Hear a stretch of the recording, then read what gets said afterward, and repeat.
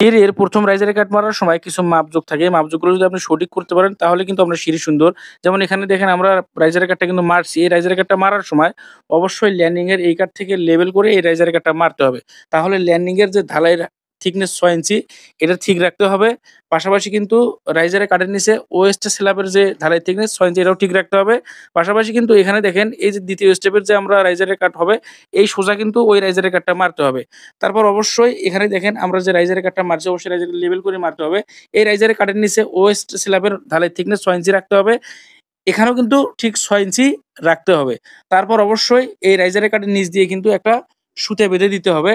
সুতা বেঁধে দিতে হবে এবং নিচে যে রাইজারের কাট মারা আছে, ওই রাইজারের কাটের কিন্তু একটা এই সুতাটা কিন্তু বাঁধতে হবে। বাঁধার পরে অবশ্যই এখানে যে সুতা থেকে অবশ্যই টেপ দিয়ে মাপ দিয়ে ওয়েস্ট স্ল্যাব ঢালাই যদি ৬ ইঞ্চি থাকে, তারপর আপনি একের পর এক সুন্দর করে রাইজার মাপ দিয়ে সুন্দর করে রাইজারগুলো মারবেন আর উপরে উঠবেন। তাহলে সিঁড়ি সুন্দর।